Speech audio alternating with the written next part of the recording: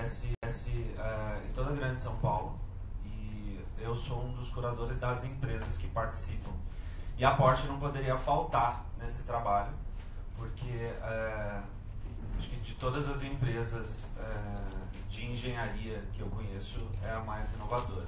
E não é porque eu estou aqui, não, mas dentro da experiência do evento, a gente tem feito grandes coisas que vocês vão conhecer com mais detalhe aqui com outros colegas que vão falar com vocês, mas a gente está fazendo movimentos bastante significativos para a inovação, e a gente tem que falar disso para todo mundo, para que todo mundo conheça e sinta a grandiosidade de tudo que está sendo feito.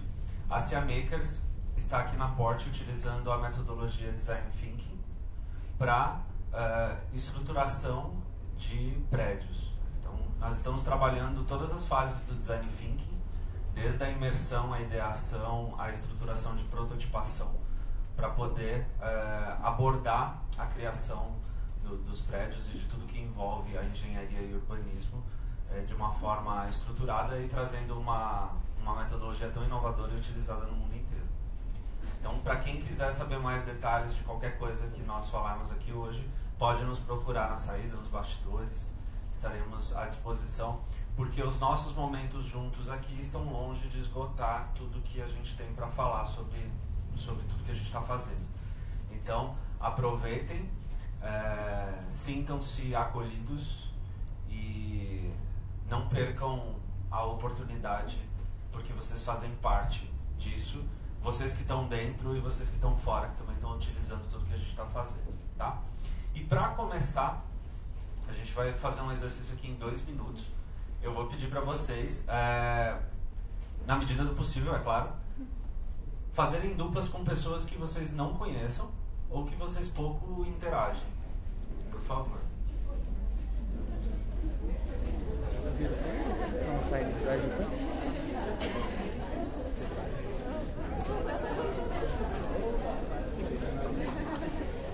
Ó, vocês estão aí de Miguel, hein? Tô vendo ninguém levantando. Já achou aí uma pessoa que você não conhece, eu acho. Tá certo. Legal. Se dividam em duplas, por favor. Isso aí. Mas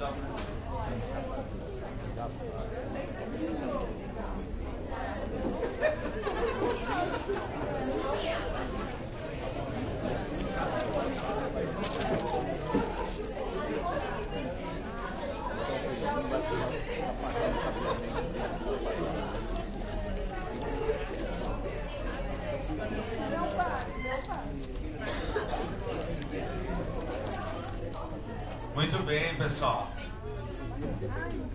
Agora eu vou dar aí cerca de 2 minutinhos. Toda vez que eu ou qualquer outro palestrante precisa de silêncio, a gente vai levantar as 2 mãos. E aí vocês também levantem e fiquem quietinhos, beleza? Seguinte, agora que vocês estão em dupla, eu quero que vocês se apresentem e que vocês contem um pro outro o que vocês mais gostam na cidade de São Paulo. Podem começar.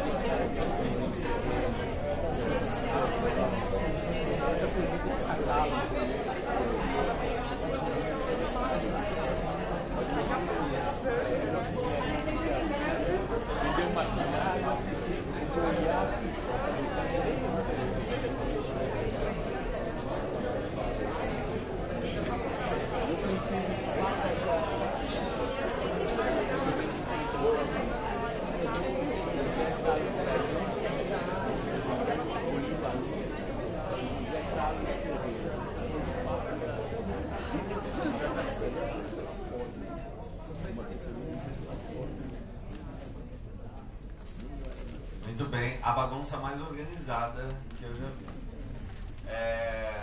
E aí, pessoal, o que rolou aí? Quem pode falar? Quem que pensou? A gente falou aqui um pouquinho sobre a diversidade. A diversidade da cidade? Mas de qualquer coisa, né? De tanto a diversidade cultural, pessoas, religião, gastronomia, arquitetura, de tudo, né? São Paulo é rico por conta da diversidade que tem. Eu fiz o exercício com o Caê e eu até falei pra ele que o que mais me encanta é que todos os dias eu posso conhecer alguma coisa nova. Seja um lugar, uma comida, uma pessoa, um evento, sei lá. Alguém falou alguma coisa diferente? Estão tímidos, me parece. Muito bem. Bom, sejam todos bem-vindos de novo. E agora acabamos de conhecer outras pessoas um pouquinho mais também. E eu passo a palavra para a nossa head de inovação aqui da Porte, a Aline. Palmas para ela, por favor.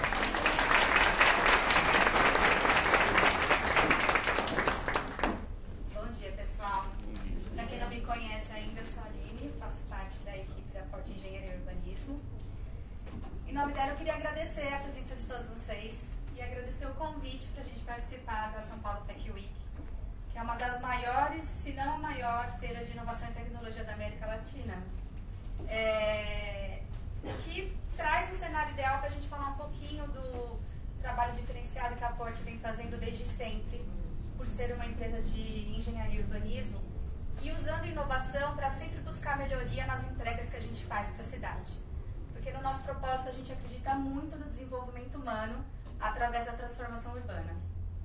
Quando a gente fala de inovação, a gente sabe a importância da gente ter um olhar um pouquinho mais curioso, mais cuidadoso, mais atento ao que está acontecendo não só no nosso mercado, mas no mercado do mundo todo. Né? O que está acontecendo no mundo? E é por conta desse nosso propósito e desse olhar que a gente está trazendo uma inovação no processo de desenvolvimento de produtos, em parceria com a empresa Lauer, que é uma inovação que já vem sendo absorvida nos países da Europa, mas é uma novidade no Brasil. E para que essa inovação seja feita de uma forma estruturada, a Porte implantou um novo setor, que é o setor de ciência urbana, que vai garantir que a gente traga essas melhorias nas entregas para a cidade e, consequentemente, para as pessoas.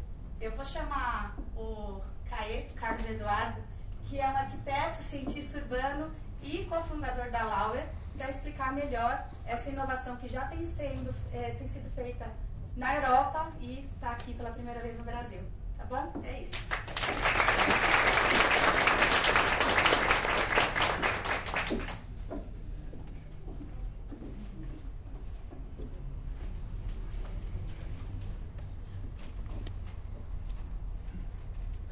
Bom dia. Bom dia. Bom, primeiro eu queria agradecer ao pessoal do Felipe e da CMakers pelo convite, né, de participar do São Paulo Tech Week. Também ao pessoal da Porte, que me abriu as portas lá atrás, alguns meses atrás, e agora também estou tendo esse tempo, essa oportunidade valiosa de mostrar um pouco do que a gente tem feito aqui em São Paulo. Então eu fico bastante feliz de poder participar desse processo. Quem me conhece há um tempo sabe que eu tenho meio esse romantismo de eu estou morando há mais de 6 anos, 5 anos fora do Brasil, e eu sempre fico nessa busca, por que a gente não pode intensificar esse intercâmbio das coisas que estão acontecendo lá fora com o que acontece aqui no Brasil, porque no fim não tem muita diferença, é só uma questão de tempo, eu acho, na minha opinião. Então eu fico muito feliz de poder participar disso aqui em São Paulo, que é a minha cidade, e de ter vocês aqui com a paciência de me ouvir.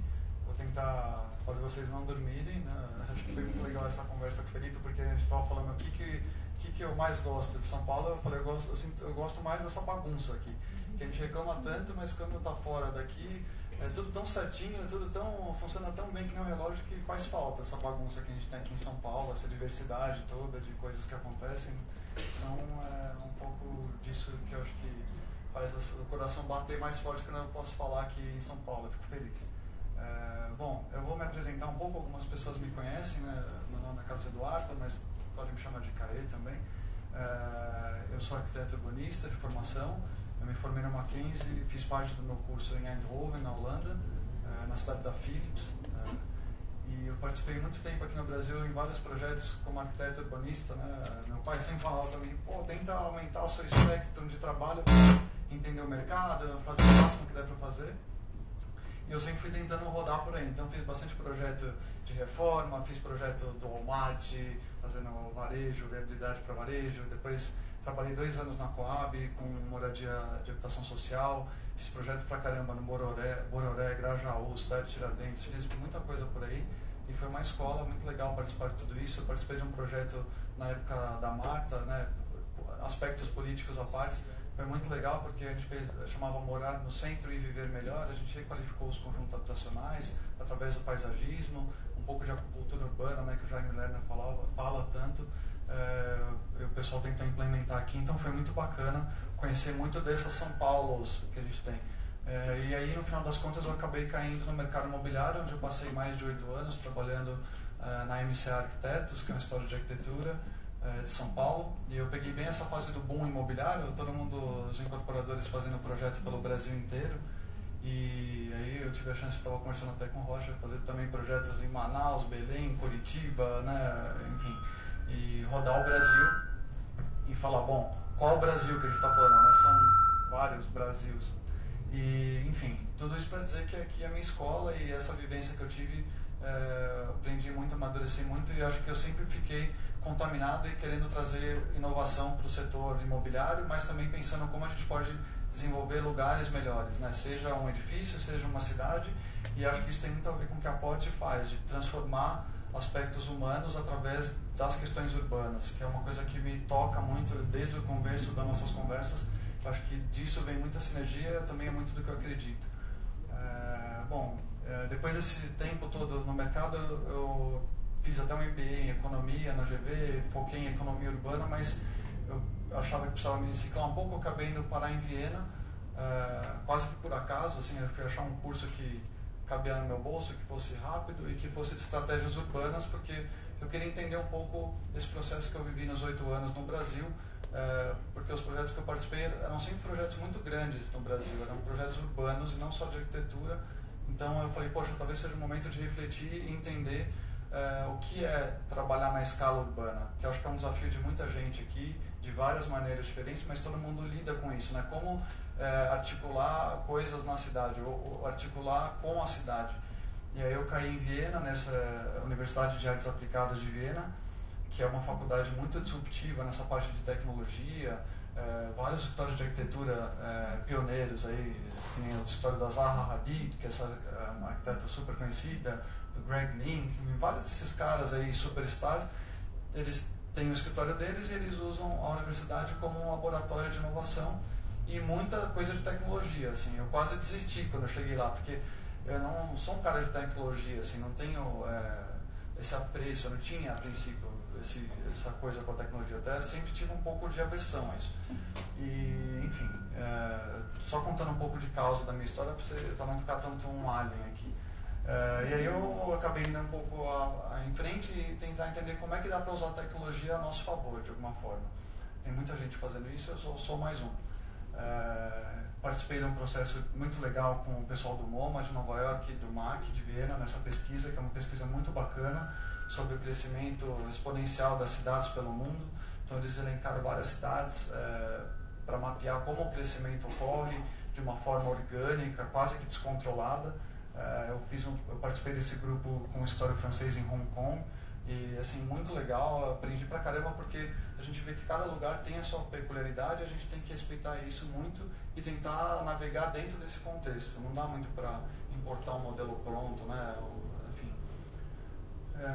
Também acabei tendo um contato com o pessoal na Holanda, onde eu estabeleci uma parceria de trabalho longa com o pessoal da Pozad Maxvan, um escritório de estratégias urbanas, que é interessante, eles surgiram na crise também, naquela crise de 2008, todas as empresas também quebraram lá e os escritórios tiveram que se reinventar e eles começaram a fomentar o processo de desenvolvimento urbano nas cidades da Holanda.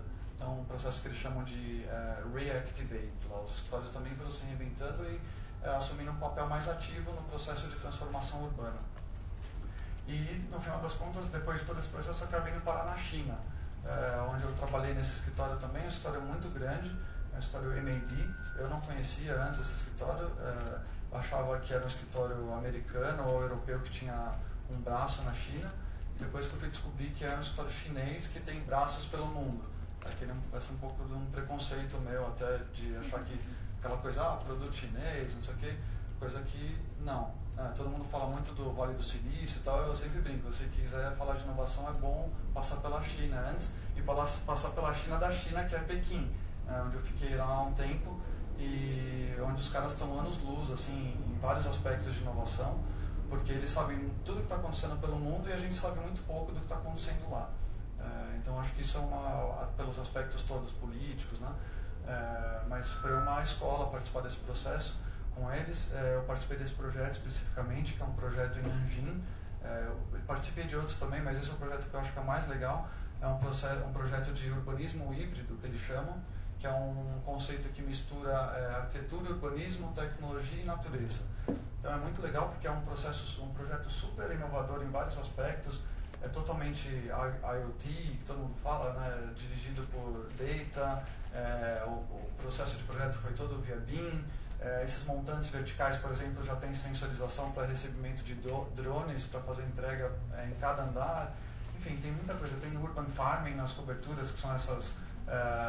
tem algumas coberturas verdes que já tem esse conceito de urban farming. Então, que se produz alimento nesse empreendimento, alimenta o próprio empreendimento, não totalmente, mas parte dele. Enfim, tem muita questão de tecnologia que mistura esses conceitos de arquitetura, urbanismo, tecnologia e natureza.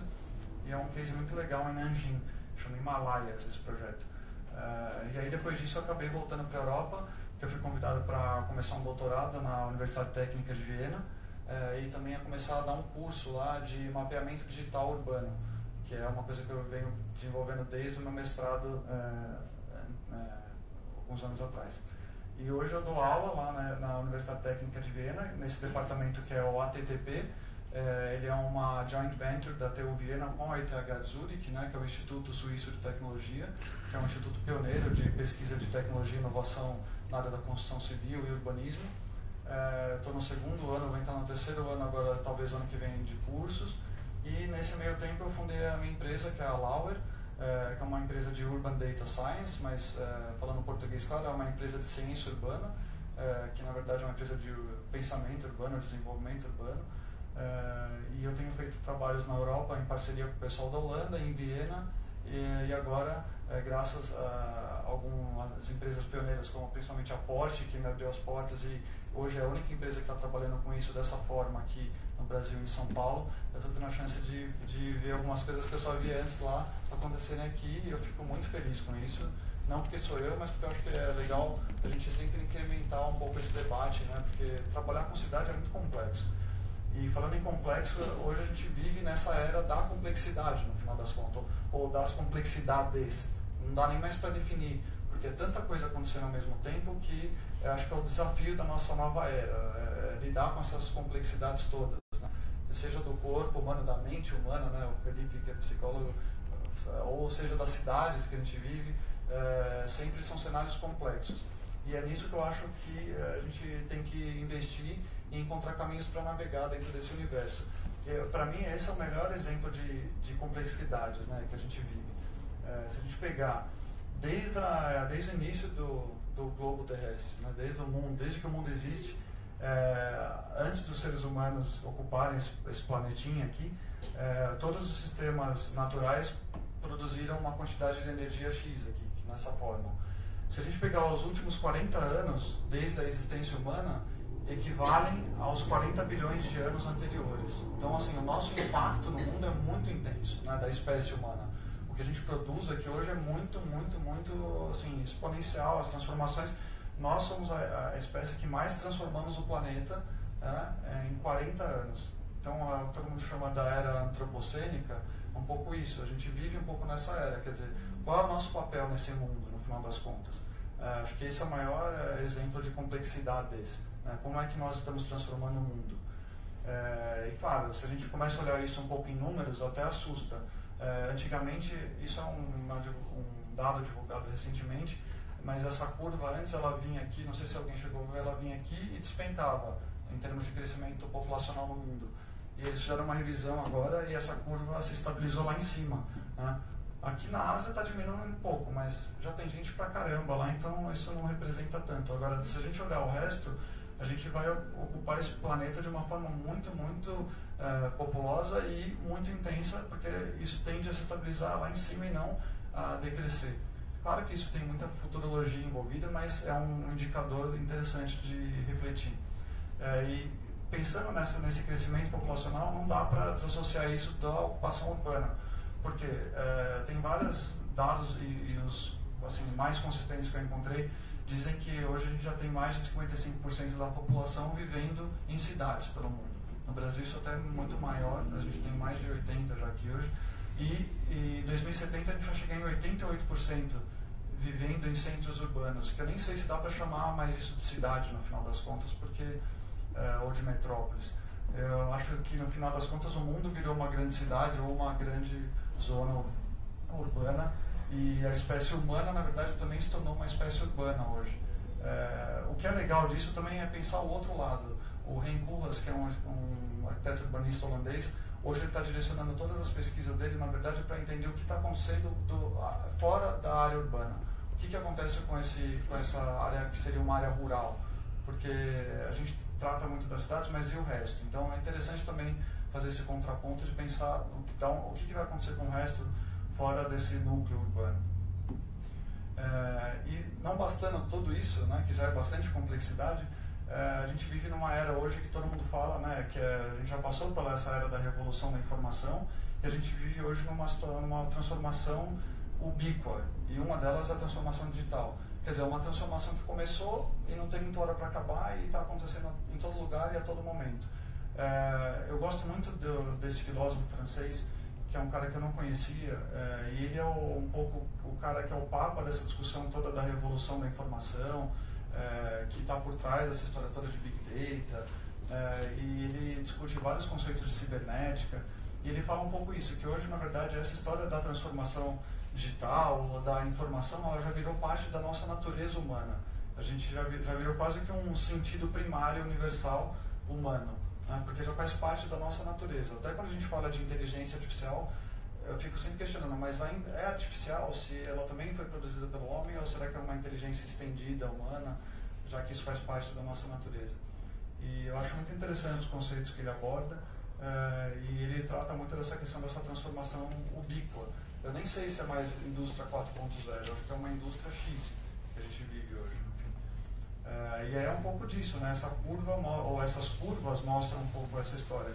Porque tem muita coisa acontecendo, quando a gente fala de Smart Cities, ou de Big Data, Internet das Coisas, isso faz parte de uma onda muito mais longa, ou de várias ondas que se cruzam e vão se misturando, e a gente não sabe muito bem onde isso vai acabar, ou se vai acabar, e é muito difícil trabalhar com isso.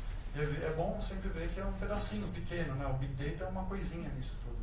E quando a gente fala de Big Data, eu sempre acho que é mais legal mostrar um pouco do Big Data do que explicar o Big Data em si, porque Big Data, claro, você tem muita informação, a todo momento, informação consistente sobre tudo, né? Em alta velocidade. Mas eu acho que quando a gente olha o Big Data, fica um pouco mais claro. Essa imagem no fundo da tela é uma fotografia de um instante do fluxo de informações do Google Analytics. Produzir isso em um dia. Então, aonde isso vai parar? E é engraçado, porque 90% desses dados que a gente também produz, eles foram construídos nos últimos 2 anos. Então, são dados muito recentes que a gente começou a ter acesso, começou a lidar com tudo isso. E aí, eu acho que a gente precisa encontrar caminhos de usar esses dados de alguma forma consistente, produtiva, que agregue valor, não como uma resposta imediata, mas como uma plataforma de desenvolvimento. Essa imagem, no fundo, também é legal, porque é uma simulação que o pessoal fez mapeando esses fluxos de pagamento via token, né, de Bitcoin, essas coisas todas. E cada bolinha dessa, que parece uma bolinha de gude, é uma pessoa. Então é o comportamento de compra, de venda de uma pessoa através de Bitcoins. Então cada pessoa vira um mapa e eles começam a estabelecer padrões de comportamento, de compra, e são dados vivos, né, que todo mundo hoje chama já de Hyperdata, nem mais de Big Data, porque são dados que também são dados não estruturáveis, que o pessoal chama. Eles estão acontecendo a todo momento, você não consegue mais estabelecer modelos de classificação desses dados, porque eles são dados vivos, né? Dados dinâmicos. E aí, acho que dentro desse pacote todo é o que eu sempre me questiono. Na verdade, a tecnologia não é mais muito uma escolha, sabe? Eu vou usar, não vou usar, não. Acho que é uma condição hoje, quase como uma outra gravidade. A gente tem que encontrar caminhos de usar essa condição a nosso favor, e eu acho que tem muitas maneiras de fazer isso.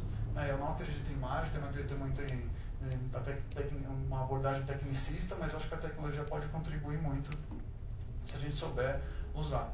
E a questão é, se a gente tem tantos dados disponíveis em vários setores, por que a gente desperdiça esses dados, no final das contas? Essa é a grande questão. No setor imobiliário, por exemplo, ou no desenvolvimento urbano, o próprio poder público hoje, em São Paulo a gente tem muito dado disponível, mas a prefeitura não abre tudo, apesar do GeoSampa ser super estruturado. Eu acho que tem dados, por exemplo, da própria CETESB, que poderiam ser mais divulgados nos países, mas a gente vai chegar lá. Eu só acho que é uma questão da gente não dispersar os dados que a gente já tem, ainda que os dados não sejam 100% prontos. Acho que dá para a gente usar e avançar. Até porque tem uma questão que já se discute desde a década de 80, que é um cara que eu gosto pra caramba, chama Cedric Price, um arquiteto, ele falava sempre isso, né? Tá, a tecnologia é a resposta, mas qual que é a pergunta mesmo? Assim, querendo dizer, se você não souber o que você quer perguntar, não adianta, você pode ter a melhor ferramenta na tua mão e a resposta, você pode ter a melhor tecnologia smart, né, que todo mundo chama tanto, e a resposta vai ser errada, porque se você não souber o que você quer, tudo fica muito fragilizado. Isso é uma coisa que já se discute desde a década de 80. Então, os problemas vão se reinventando também e se repaginando, né? A gente vai sofisticando os próprios desafios.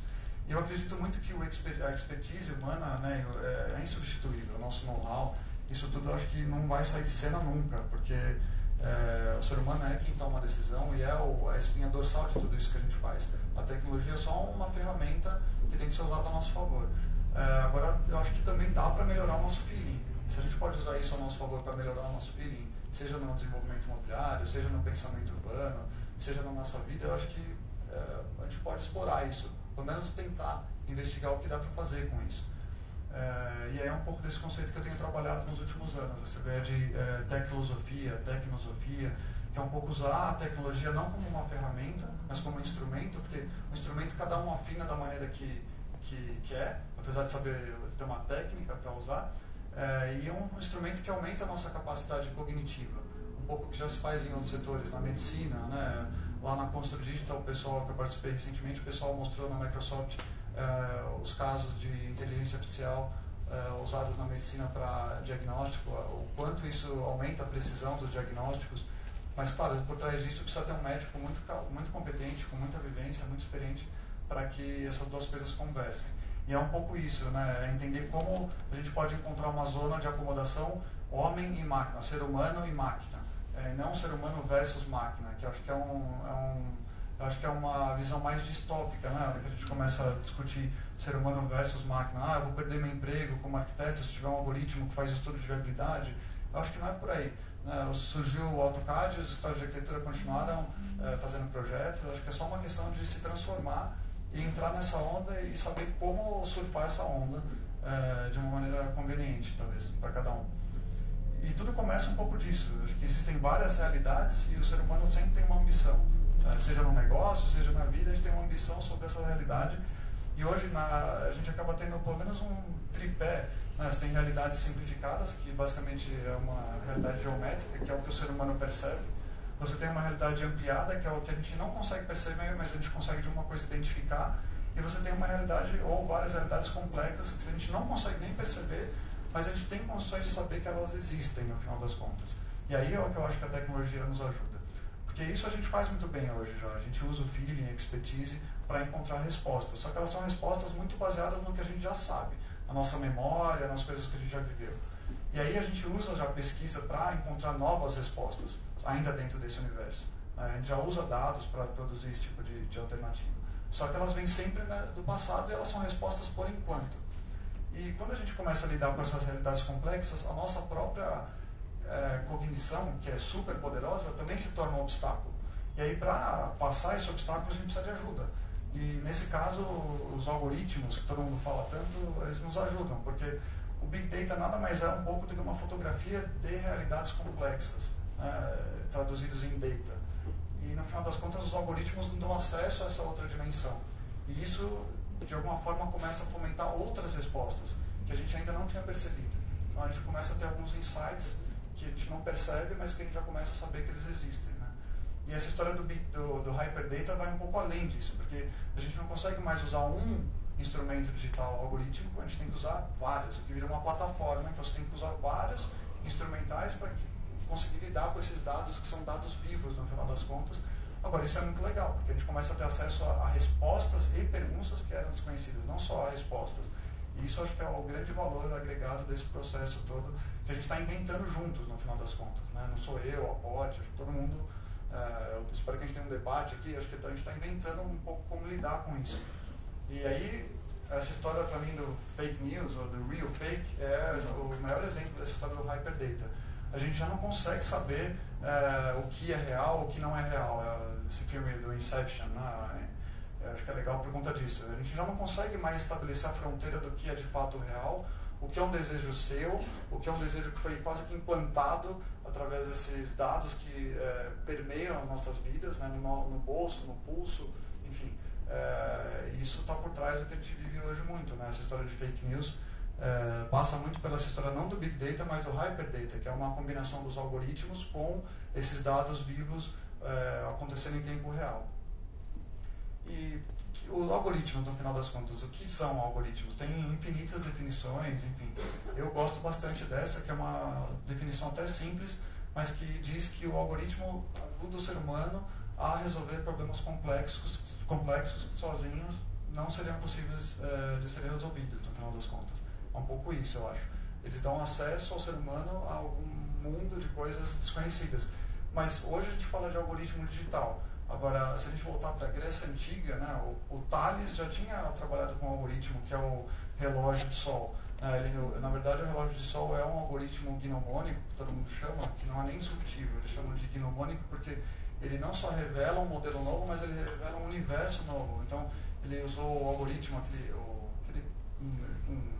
palitinho no chão para medir a altura da pirâmide, e ele queria fazer uma simulação matemática para calcular a altura da pirâmide. E, no final das contas, depois de tempos observando, ele viu que além de medir a altura da pirâmide, esse palito gerava sombras no chão, formava como se fosse um 8, assim, aquele símbolo do infinito. Ele falou, isso tem a ver com o tempo.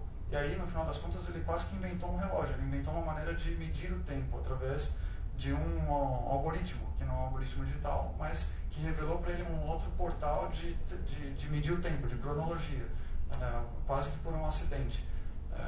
Enfim, eu acho que hoje a gente vive nessa área de algoritmos digitais, mas isso não é uma novidade, assim, já aconteceu lá atrás.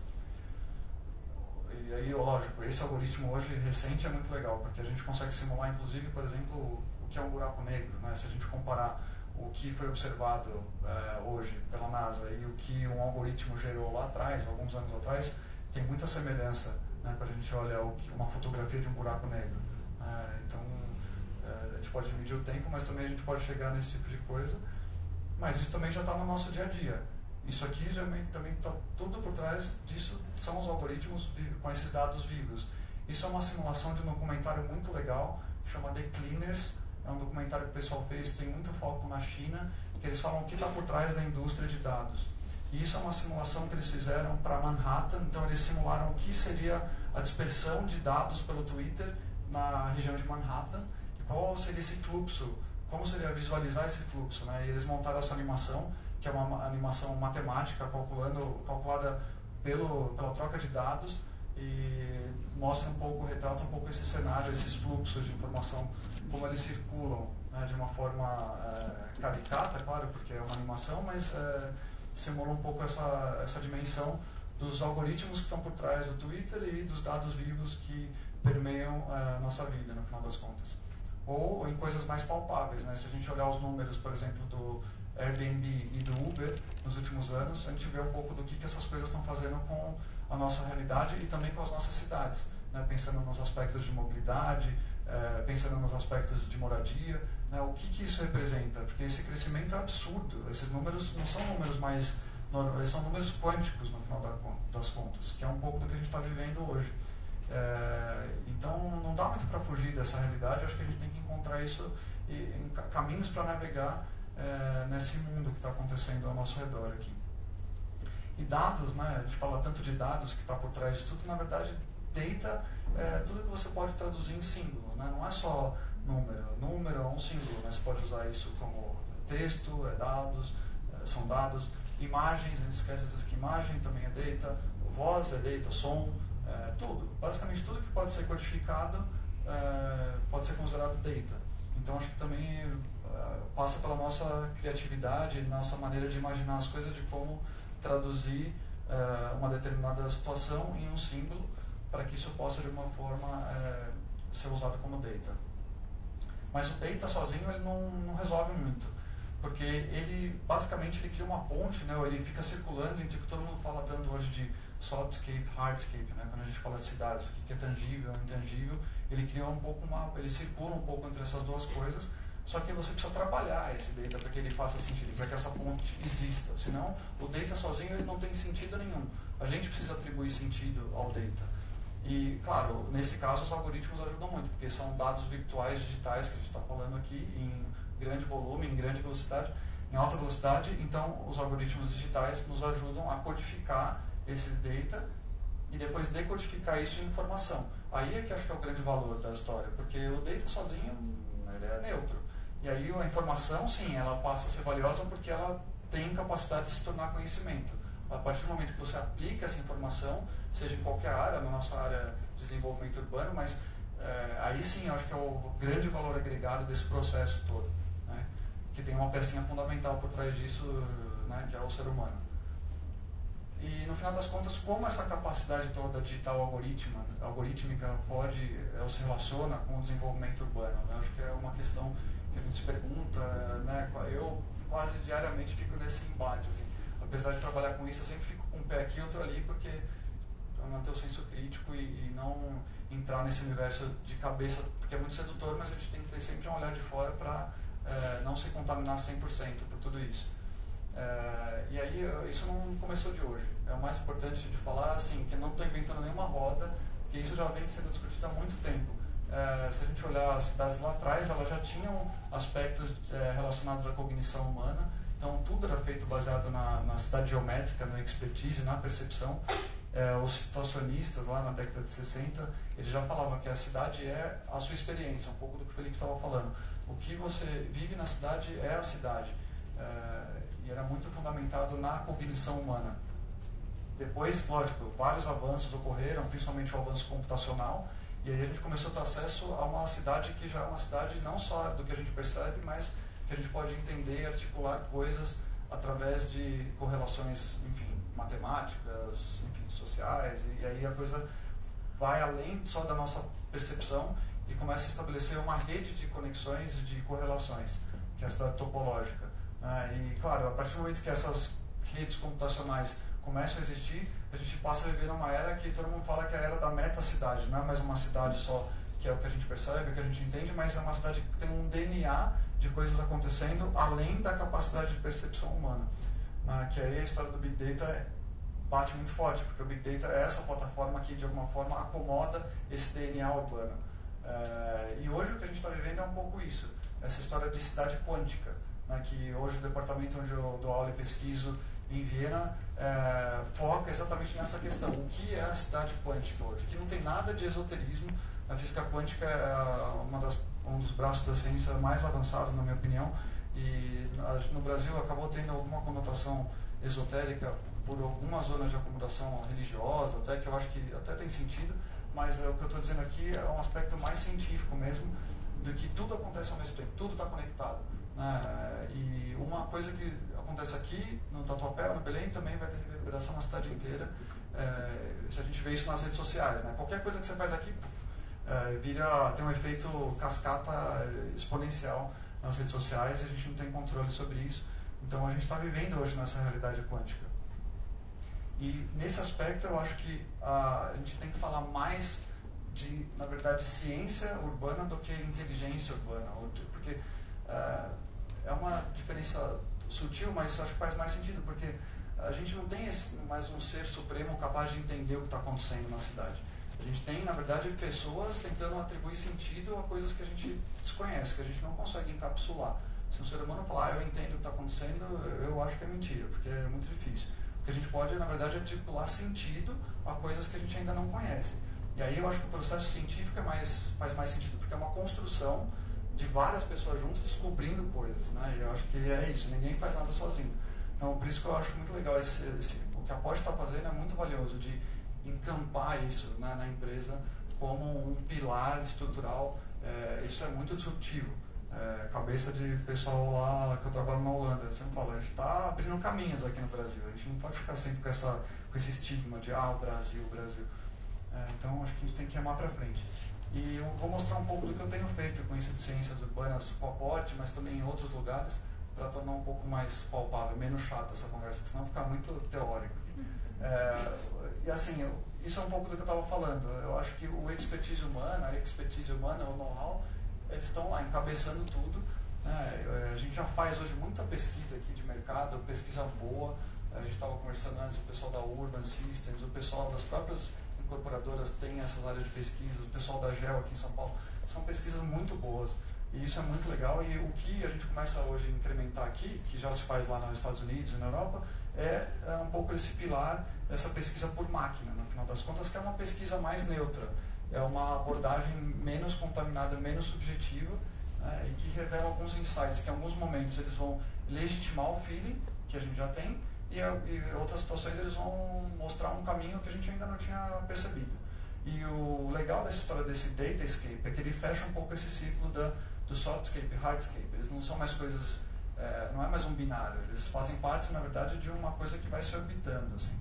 Então, acho que tudo isso, esse tripé, é um pouco do que já se pratica lá fora e que a gente está começando a praticar aqui no Brasil, que é muito legal.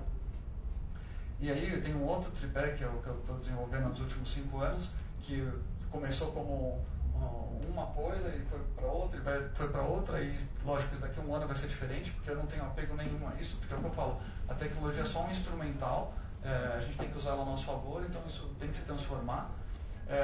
E basicamente como eu trato essa história de ciência urbana. Tem muita gente fazendo isso de outras formas, tem gente fazendo no Brasil uma parte disso aqui, tem gente fazendo outra parte disso ali. Eu estou tentando amarrar um pouco as pontas e usar isso principalmente no setor imobiliário, que é o setor que constrói as cidades no fim das contas, né? Eu gostaria muito que o poder público também entrasse nisso, porque é o que acontece lá fora, mas no Brasil eu sei que as dinâmicas são um pouco diferentes, uma hora isso vai chegar lá. E só para explicar um pouco, essa parte de um dos pilares desse, na verdade, é um estudo vocacional quantitativo das dinâmicas urbanas, usando Big Data, ou usando o Data Driven, que todo mundo fala. Então, é espacializar essas informações que ficam na nuvem de uma forma que isso se torne um diagrama analítico, não um mapa, mas um diagrama correlacional, ponderado, de análises que estabeleçam correlações e não só de um dado primário que vire um mapa. Isso tem que virar um diagrama analítico para que o incorporador, que as pessoas possam tomar decisão baseada nisso.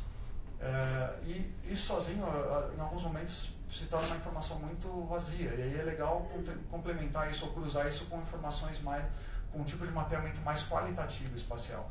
Que aí essas ferramentas paramétricas ou de design generativo, ou evolucional, todo mundo fala evolucionário, não sei como traduzir direito. Isso você consegue usar muito essas ferramentas para avaliar a performance urbana em termos qualitativos, não só quantitativos. E por fim, onde hoje eu tenho desenvolvido mais a minha pesquisa é como usar essa história de inteligência artificial ou de inteligência estendida humana para construir cenários futuros. Então, como é que a gente usa esses algoritmos de machine learning então, para aprender com as informações que a gente tem, cruzar essas informações em, sei lá, quantos mil indicadores que a gente tem no longo do tempo e construir cenários futuros. Esses cenários eles não são mais só uma projeção linear do que já aconteceu no passado, mas é uma construção baseada no que a máquina aprende. E claro, isso tudo tem que subsidiar a decisão e tem que gerar insights de produto, de projeto, de desenvolvimento urbano, um pouco essa ideia. Eu vou passar alguns exemplos para vocês. Por exemplo, isso aqui é um algoritmo de performance urbana que basicamente calcula qual seria o melhor traçado de escoamento das águas para um determinado terreno. Então, é um algoritmo que eu construí que você indica qual é o tipo de solo que existe naquela região, porque você consegue saber a percolação de água, qual é a carga de chuva prevista para essa região específica, e aí, baseado na topografia, o algoritmo gera vários cálculos matemáticos para entender qual seria o traçado mais eficiente de escoamento de águas e inclusive onde você vai ter maior acúmulo de água ou não. Então você começa a ter um raio-x do terreno em termos de fluxos de água, que é como se fosse um raio-x que a gente vê na medicina, né? E você consegue avaliar tomar algumas decisões além da nossa capacidade. Claro, isso é muito legal, sempre envolver um projetista, um topógrafo, porque aí a coisa tem mais lastro, tem uma consistência mais firme, né, de análise. Ou você pode avaliar outros tipos de fluxo. Por exemplo, eu montei isso para Atenas, porque na Europa a questão da insolação é muito importante em todo lugar, mas lá, lógico, a falta de luz é um problema. Esse bairro em Atenas, que é o bairro de Exarquia, que é um bairro que sofreu muito com a crise, é o bairro onde está a Universidade de Atenas, é um bairro anárquico, que todo mundo chama lá, onde o governo não investe. É um bairro que sofreu um problema seríssimo, virou praticamente um grande cortiço, se eu fosse traduzir para a nossa realidade aqui, e o governo depois começou a tentar encontrar caminhos de como revitalizar esse bairro, e uma das questões que eles avaliaram é como eles poderiam agregar terraços aos edifícios, para que essa moradia tivesse um outro valor, porque são apartamentos muito antigos.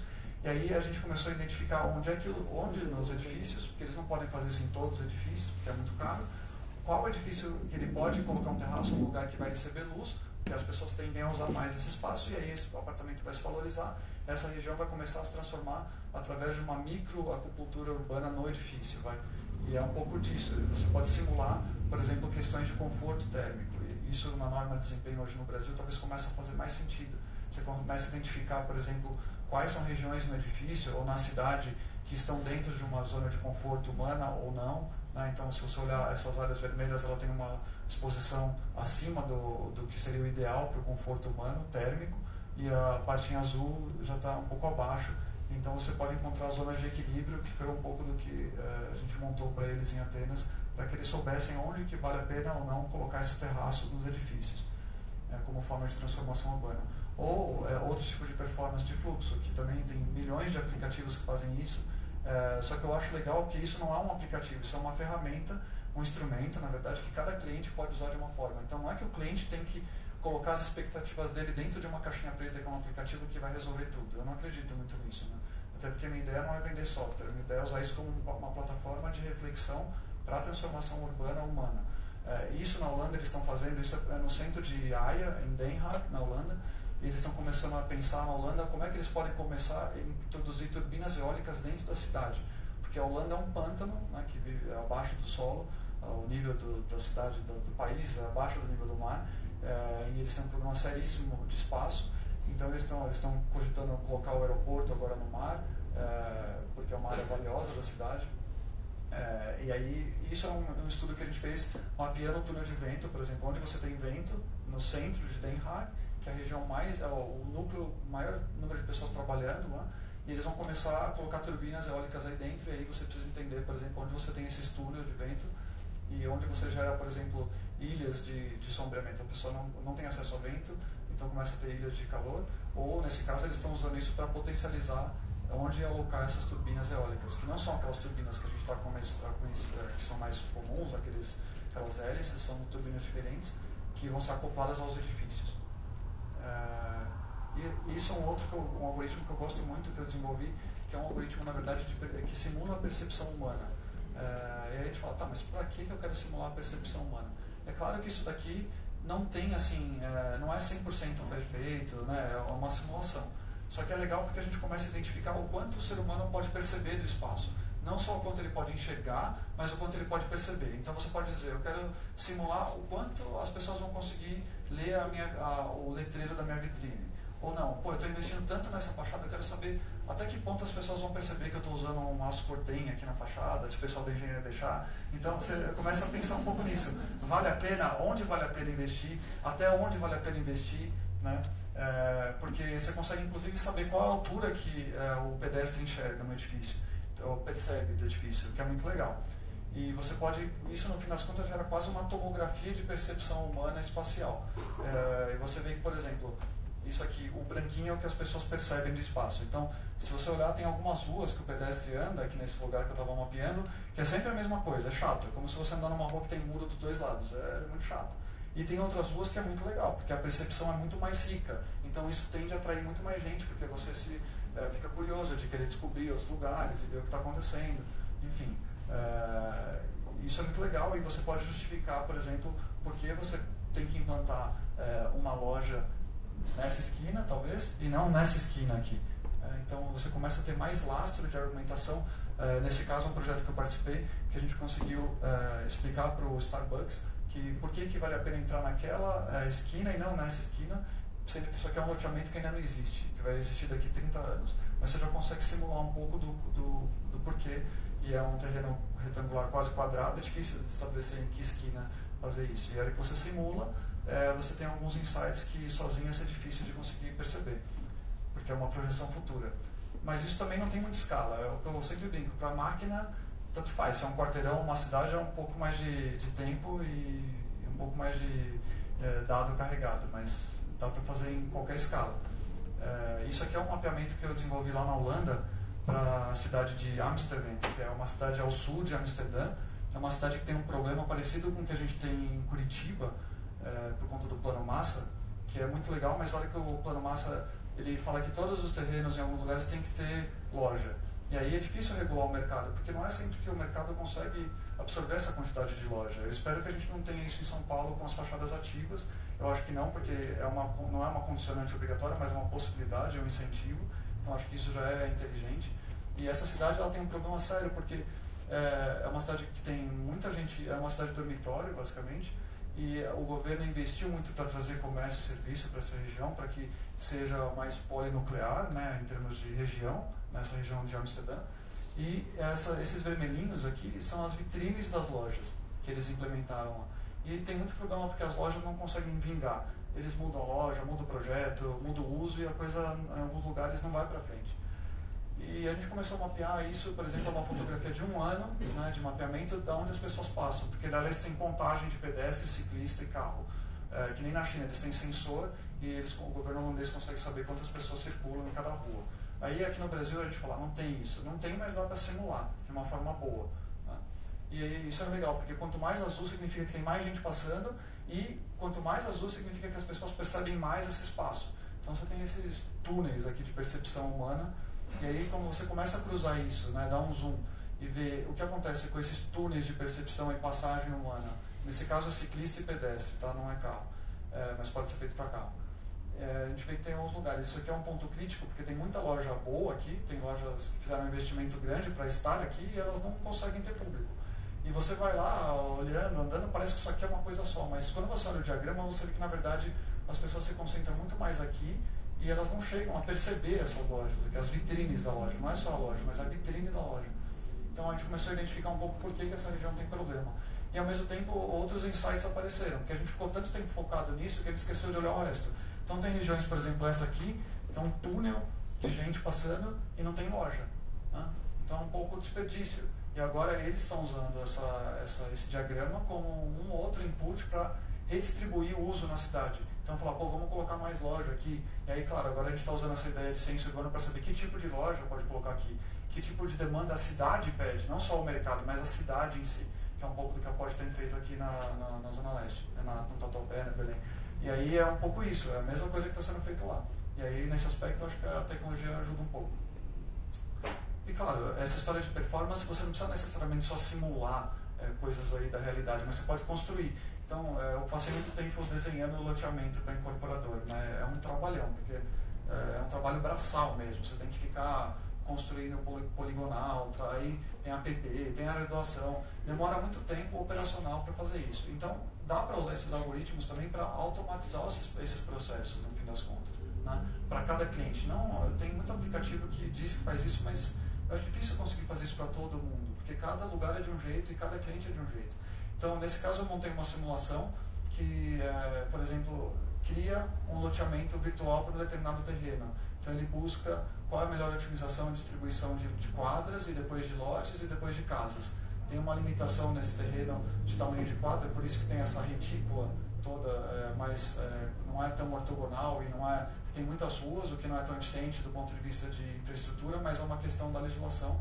E aí ele começa a buscar qual é o melhor traçado, e se tiver uma topografia acentuada também, você consegue simular, qual é a melhor disposição das casas, para que as casas tenham vista livres.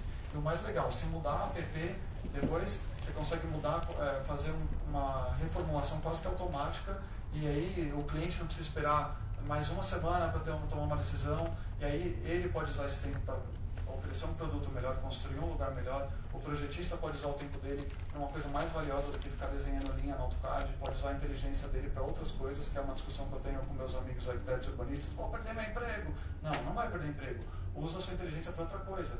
Né? Usa a tua equipe para uma coisa mais valiosa, para construir produtos mais interessantes, cidades melhores, enfim. Acho que a gente perde menos tempo com esse trabalho braçal.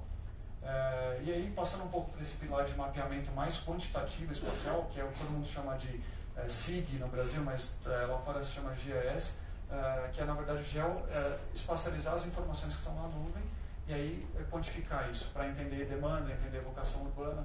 E aí isso envolve tudo, envolve desde, por exemplo, dados do IBGE, dados da RAIS, dados da prefeitura e, claro, vários dados de servidores globais, que é onde a coisa fica legal, porque você tem vários dados mapeados pelo mundo, que são mapeados via satélite, e depois isso vira vetor, e depois isso vira dado mapeado, e aí a gente pode usar isso como informação.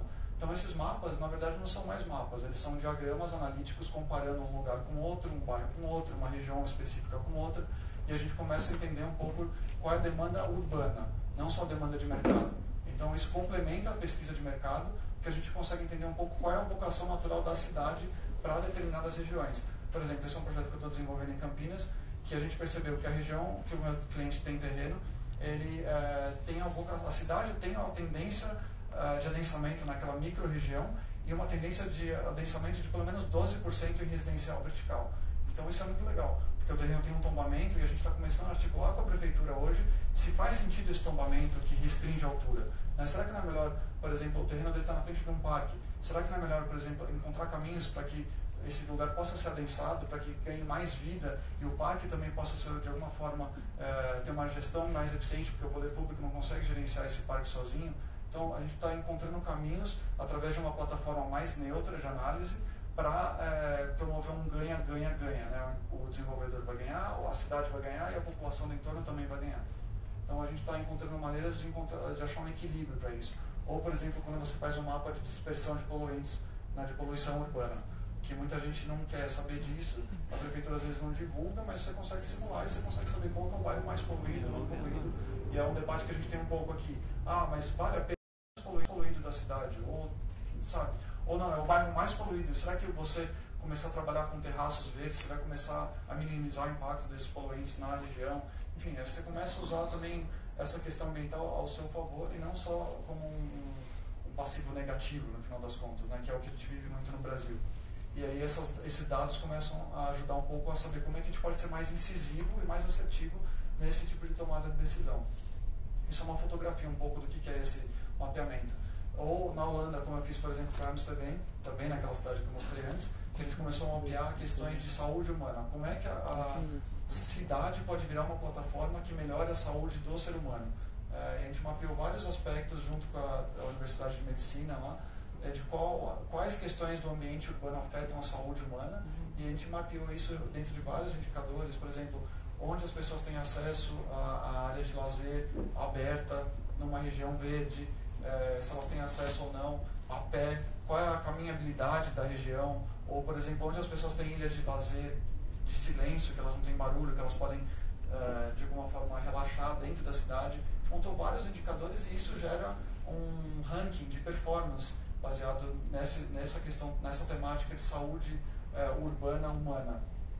E aí a prefeitura lá agora está vendo onde isso está acontecendo de uma forma negativa e ela vai começar a investir nessas regiões que têm uma performance pior.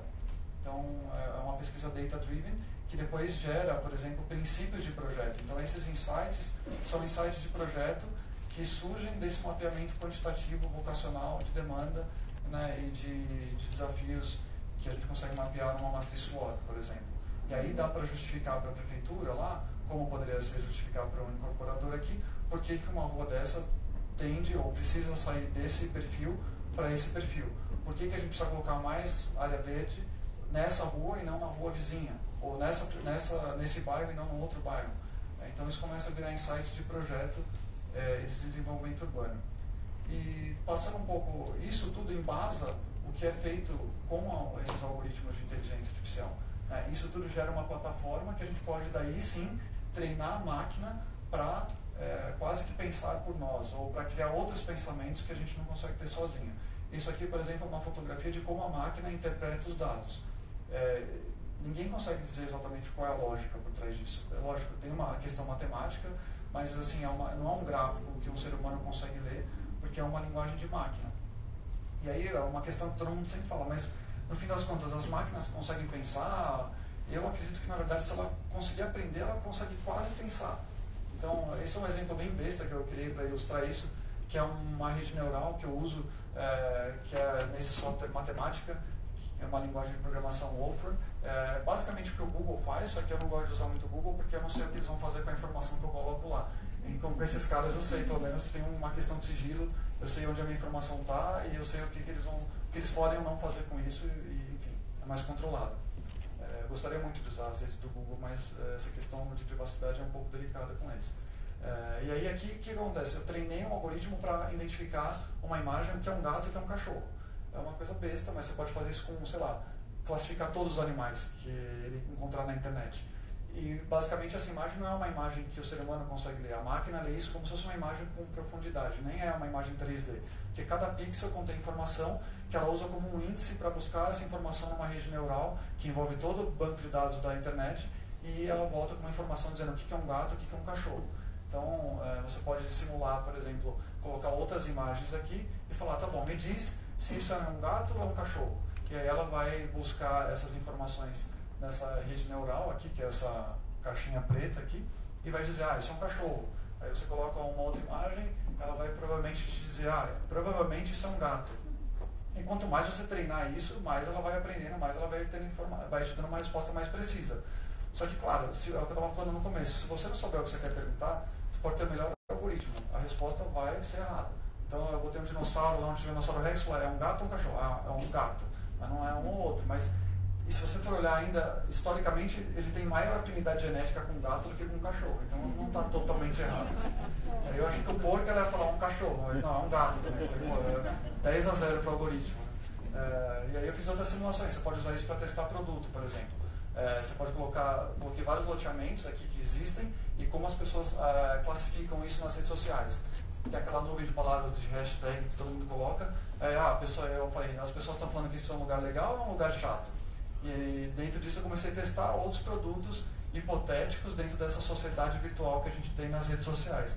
Então você pode começar a calibrar um pouco qual seria a recepção de um produto X, seja de um loteamento, seja de um desenvolvimento urbano, seja de uma questão de um produto de uma tipologia, seja de uma fachada, enfim, vai um pouco da criatividade de cada um. E claro, você pode ter várias dessas variáveis, não precisa ser só duas, né? É legal quando a gente começa a ter 100 delas, porque aí a coisa fica mais divertida.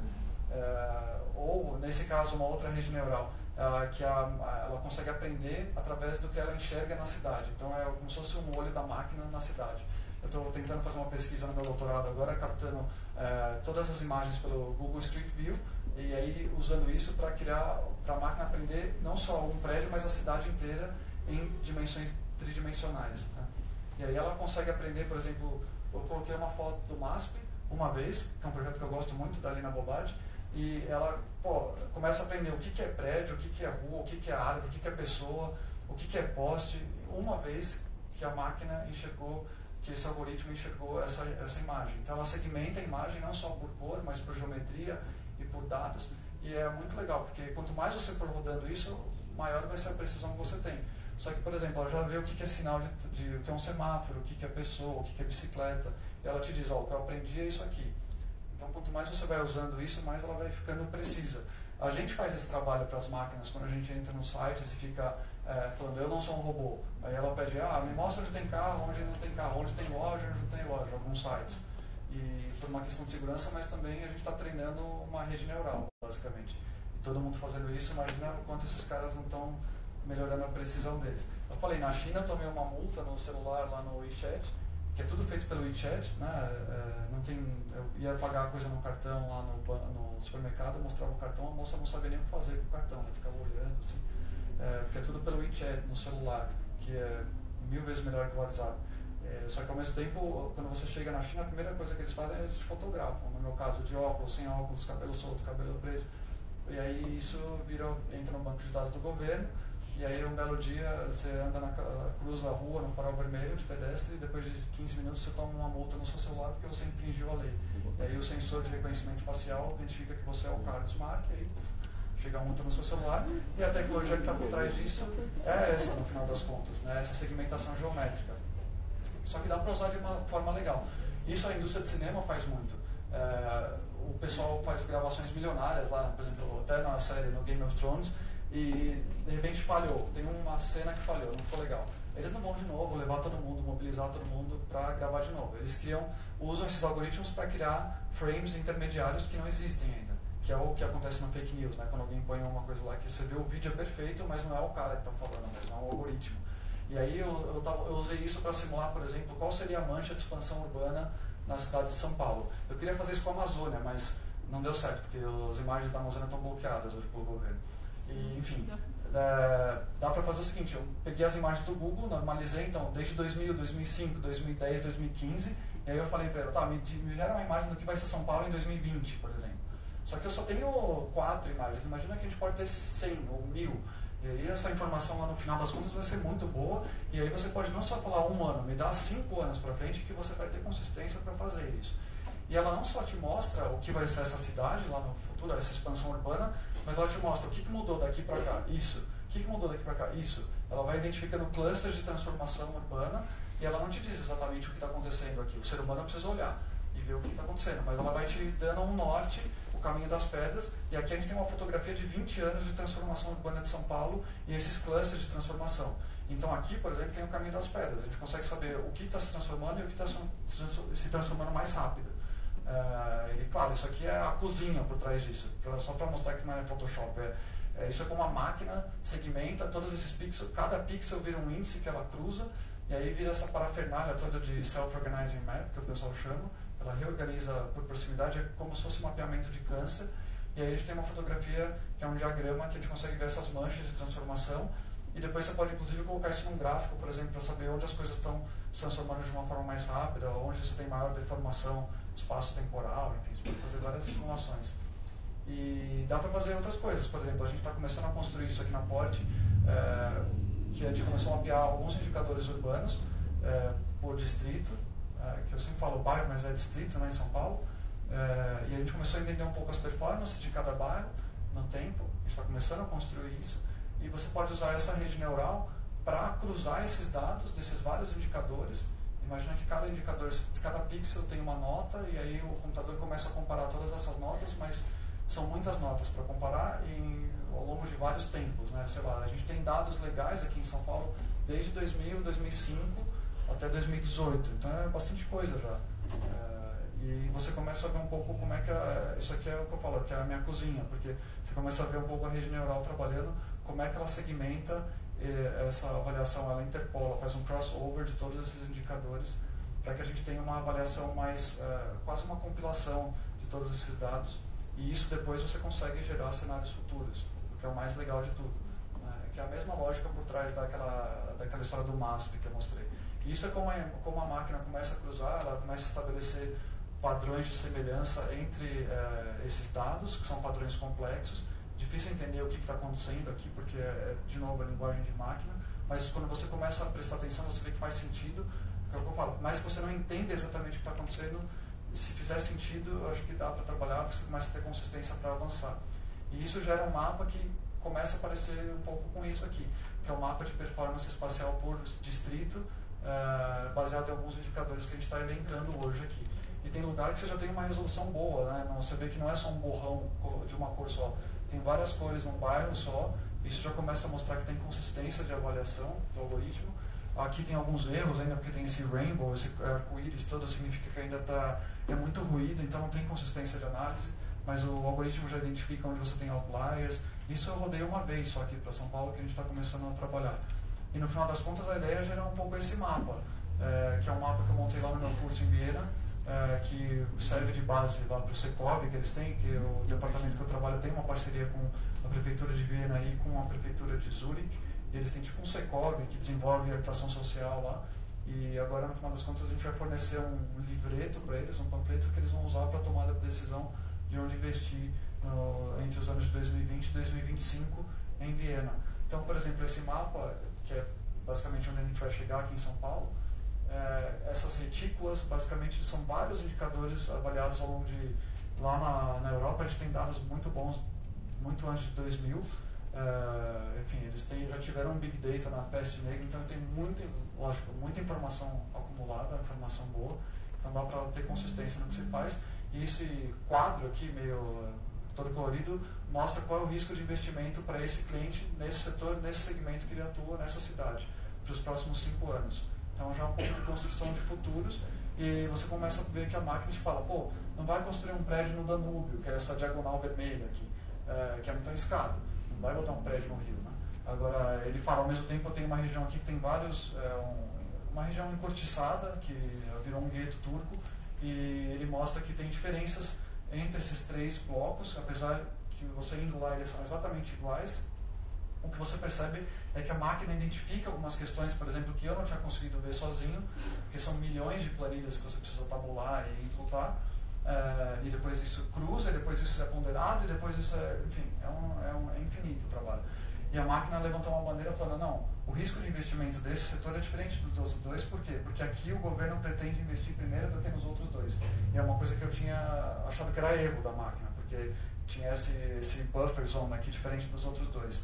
E no final das contas eu trabalhei bastante tempo olhando para trás, caçando uma agulha ali no palheiro, e no fim vi que o erro era meu e não da máquina, porque tinha uma matriz da prefeitura que vai investir primeiro nessa região e não nas outras. Ou nessa área aqui, que é uma área verde, por exemplo, tudo isso parece muito óbvio agora quando a gente olha, mas quando você pega uma foto aérea no Google, ou quando você fica muito tempo trabalhando no mercado e vendo onde investir, as coisas ficam muito nebulosas. Então, quando a gente olha isso aqui, é muito legal porque a gente tem começa a dar uma outra luz sobre problemas que a gente já enfrenta e que a gente já está muito contaminado, no fim das contas.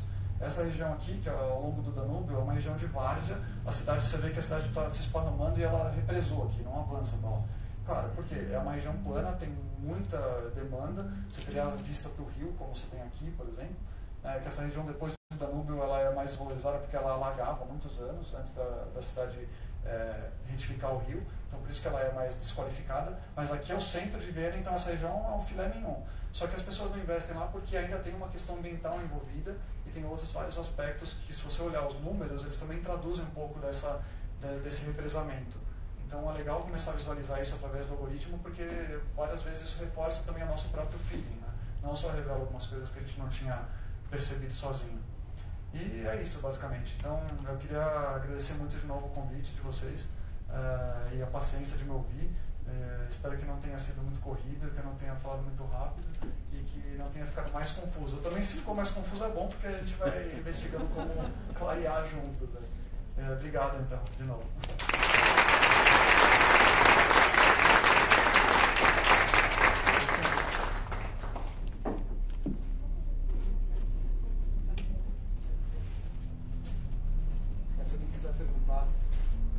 Se vocês quiserem perguntar, ou criticar, ou dar ideias, ou enfim, dar um depoimento, seria bem-vindo. Porque eu acho que a maior riqueza está nessa troca e não só no que eu estou mostrando, porque eu acho que a gente está construindo o caminho juntos, no fim. Ninguém?